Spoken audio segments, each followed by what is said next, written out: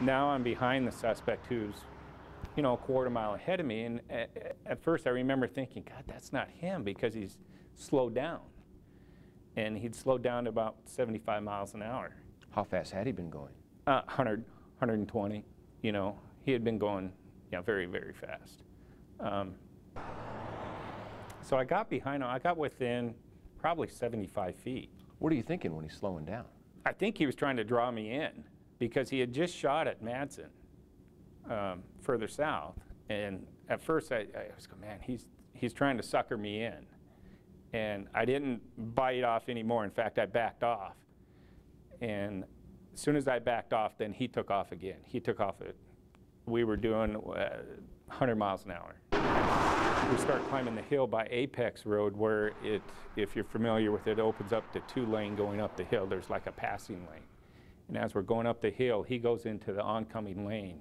And I see an SUV coming down the hill. And I go, and I told radio, I go, he's going head to head with an SUV. And I thought they were going to collide.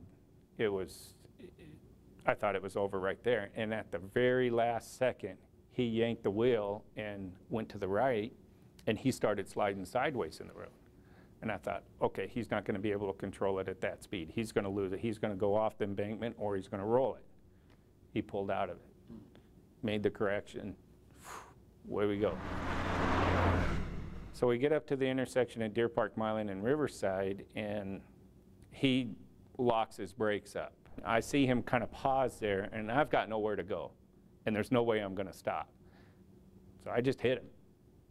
I hit him hard. I thought I hit him pretty hard, 30, 40 miles an hour. As you're approaching him, though, yeah, you knew that he had been firing at the detective absolutely. Earlier. Are you expecting to see a gun? Yeah, absolutely. Absolutely. I intended to stop right there, stop the threat right there. I just hit him. Well, that launched us off the northwest corner of the intersection. We hit nobody. We hit no poles. Are you thinking it's over, though? I'm thinking it's over. We went off the road probably 30 feet, I'm guessing, and I was probably about 30 feet from him, kind of like parallel to him. And I look over, and I'm getting out of my car, drawing my gun to go battle with him, to stop the threat. And he takes off again.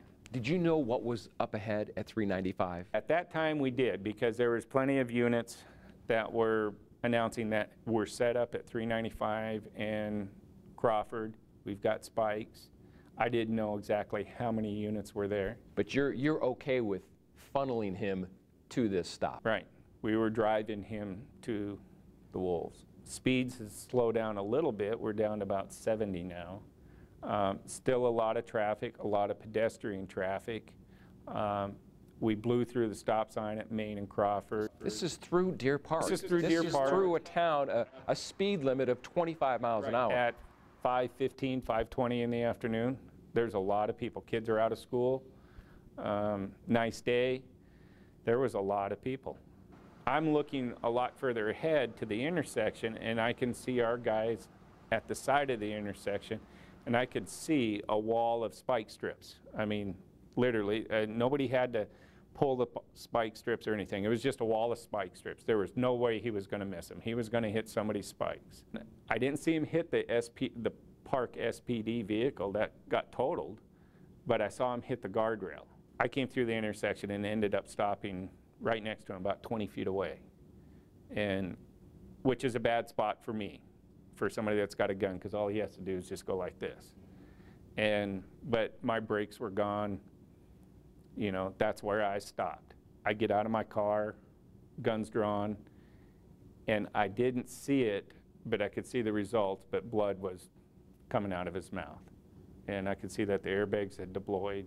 And I didn't know immediately if it was, the blood was the result of the crash, or if he had shot himself. And then one of the other guys, over the sirens, we couldn't hear anything because everybody's siren's still going off. But one of the other guys was screaming, I saw him shoot himself, I saw him shoot himself. You walk away unscathed, physically? For the most part. I'm a little sore. Emotionally, different story. How do you process this? You talk to your friends. You know, coworkers have been calling me, stopping by. It's been tough.